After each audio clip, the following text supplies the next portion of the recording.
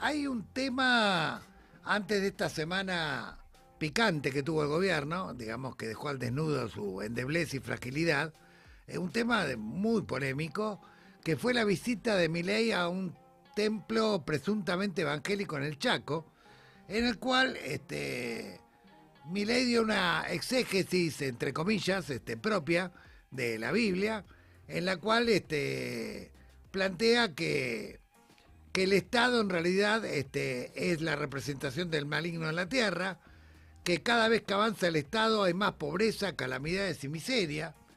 También ahí Milei dijo que la justicia social no es ni más ni menos que la envidia con retórica, calificó a la justicia social como un pecado capital, aseguró que uno de los virus que metieron en la cabeza de la gente es la justicia social, pero que en realidad la justicia social sería la envidia disfrazada.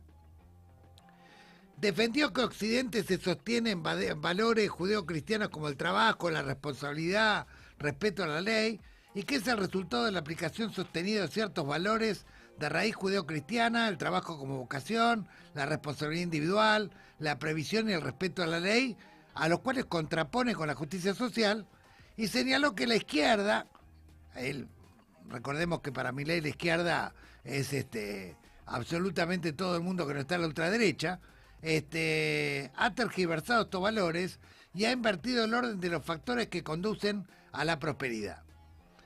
También dijo que el populismo suele ser favorable a la justicia distributiva porque el que reparte se queda con la mejor parte, y celebró que estén empezando a caer presos dirigentes que son afines a ideas, según él, populistas. También estimuló a los fieles a despertar la fe, porque eso es lo que nos traerá solamente el cielo, sino también la prosperidad en la tierra, y a entender la diferencia entre el bien y el mal, que es la base de la evolución económica. Para Milei, por supuesto, el mal estaría en el Estado, estaría en la justicia distributiva y en la justicia social. Y si todo esto no fuera suficiente, fue en esa misma ceremonia el pastor que dijo que sus pesos se convirtieron en dólares mágicamente y después salieron a volver a ratificarlo y a explicarlo en varios medios de comunicación. Digo, como hecho, tal vez fue lo que más trascendió, además de todas estas definiciones de Milei en la ceremonia.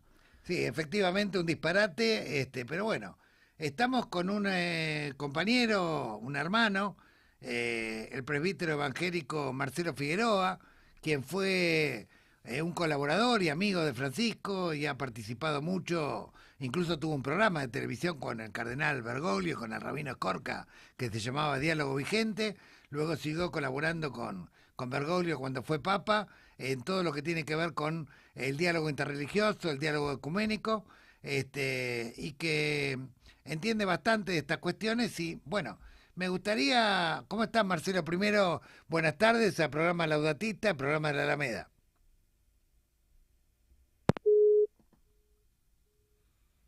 Se cortó. Muy bien, ahora retomamos la comunicación. Le recordaba entonces que Marcelo Figueroa es presbítero evangelista, que se dedica a investigar cómo interactúa la religión con la política, tanto en Estados Unidos como en América Latina.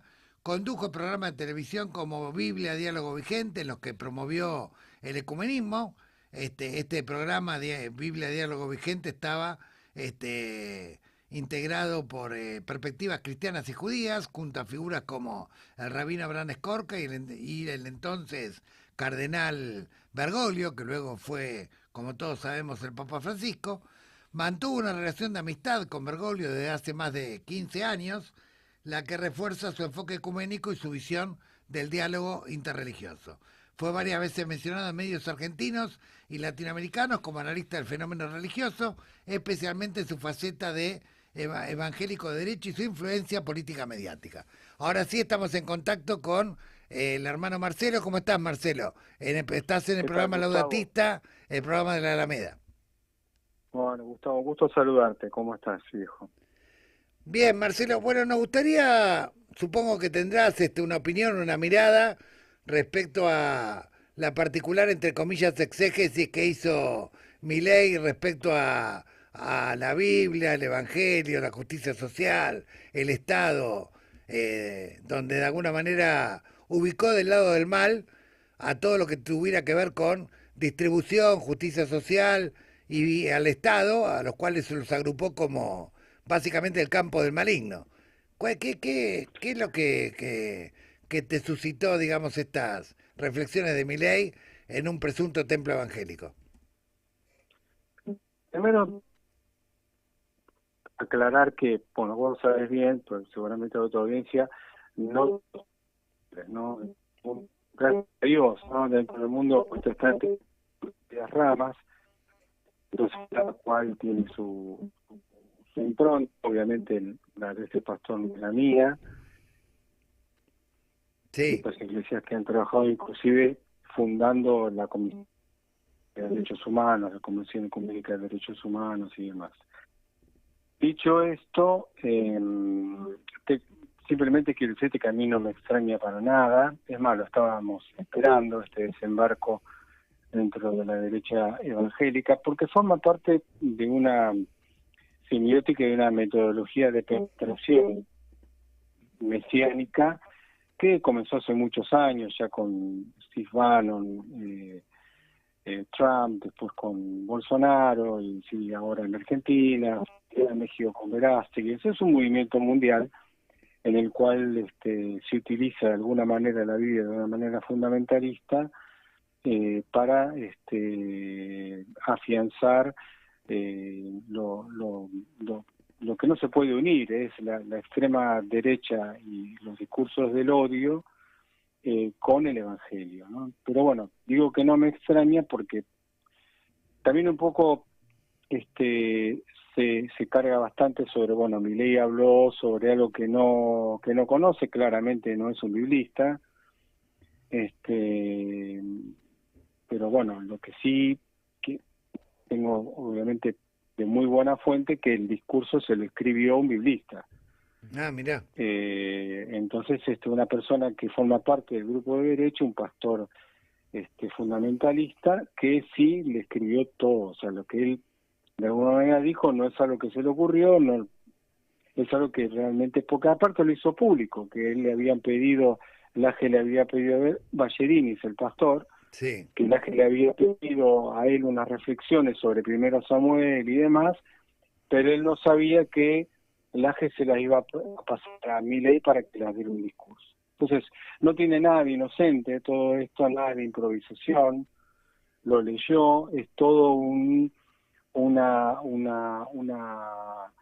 movimiento, una estrategia, digamos, de posicionamiento dentro de la derecha evangélica, en el cual los movimientos neopentecostales, extremistas de alguna manera, utilizan la Biblia para estos fines, en la cual tienen algo que usualmente los movimientos de derecha no tienen, que es la llegada directa a los grupos de clase baja y media baja. Pero tienen pensamiento de derecha y de liderazgo y llegada a los grupos bajos. ahora O sea, bien, dicho esto, después sí, analizamos todo lo que tiene que ver con la exégesis, ¿no? Pero yo quería claro, hacer esta aclaración, ¿no? está muy bien. Bueno, justamente sobre la exégesis y sobre realmente cómo ves el tema del Estado y el tema de la justicia social en el marco de la Biblia, ¿no? Bueno, yo creo que utilizan obviamente algunos el uso fundamentalista de la Biblia tiene que ver con la literalidad del texto, o sea, sacar un texto fuera, hay una frase muy simple que dice un texto fuera de un contexto es un pretexto, ¿no? Y por ejemplo, él utiliza una cita de 1 Samuel 8, en la cual habla de que el pueblo de Israel le pide a Samuel, que ya estaba viejo, un rey, y de esa manera, de alguna manera, utiliza eso como ir en contra del Estado. Claro, Lo que no aclara que dentro del texto hay un contexto en el cual los pueblos alrededor del pueblo que había sido liberado de la opresión de la esclavitud de Egipto le pide un rey similares a los que estaban alrededor. Y Dios le responde a Samuel, mira, ahí me piden un rey como tienen los demás, mira, no te desprecian a vos, me desprecian a mí, que soy un Dios de la liberación, que lo saqué de Egipto, lo saqué de la esclavitud, lo saqué de la opresión, me desprecian a mí y piden un rey como los demás. yo decirle que sí, que van a tener un rey, pero aclararles una serie de cosas. Y le dice, aclararle que van a ser súbditos de un rey que los va a castigar, que los va a esclavizar, que les va a quitar el dinero, que les va a quitar las tierras, todo lo contrario exactamente de lo que de alguna manera ellos quieren poner.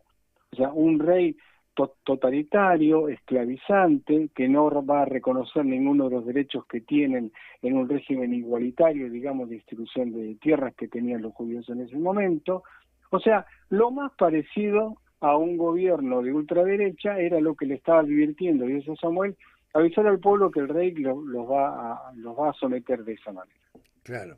Eso con respecto al texto de 1 Samuel, fíjate que es justamente lo contrario, y esto muestra de alguna manera la perversidad en el uso del texto, en el cual se saca un texto pero no se aclara que el contexto es justamente lo contrario. Y lo mismo pasa con el segundo texto que utiliza, que es el texto de la tentación de Jesús en el desierto, Sí. en el cual el diablo le dice, si te arrodillas delante de mí, te daré todos los reinos. Los reinos en ese momento, y no son los biblistas para entender esto, que estamos hablando del Imperio de Roma, en el cual el Imperio de Roma que oprimía al pueblo, lo esclavizaba también, le permitía tener cierto ciclo de religión siempre y cuando se llevaran bien con el gobierno. A ellos les daba, le construían las sinagogas, y lo que realmente Jesús está promoviendo es el reino de Dios y su justicia, que tiene otros parámetros totalmente distintos, condensados en el Sermón de la Montaña,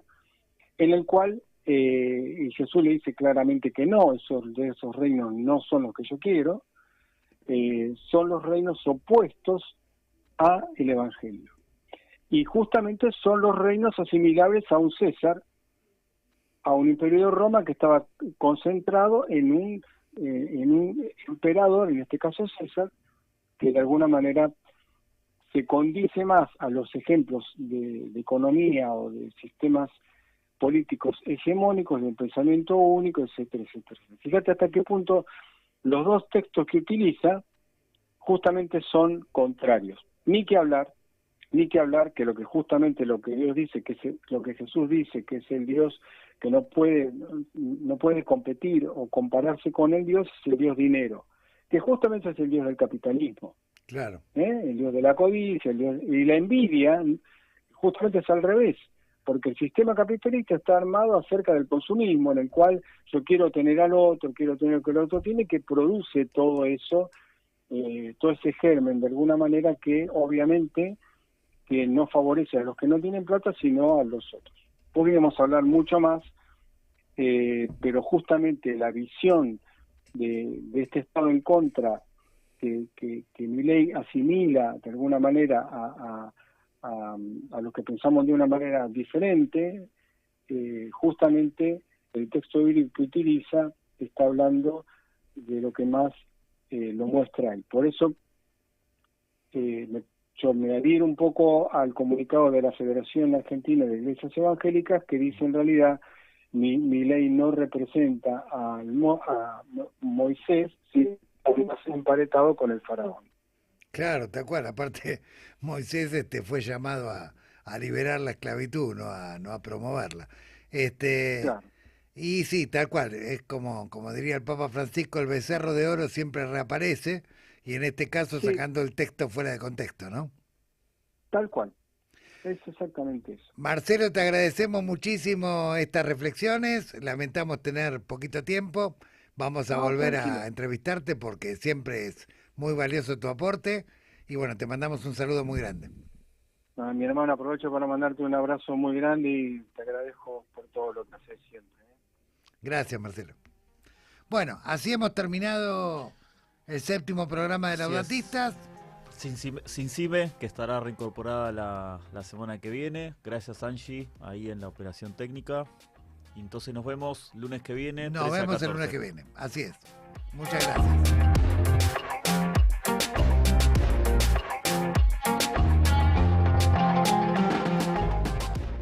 Radiográfica. 20 años. 20 años en movimiento. 20 años sonando a Radiográfica.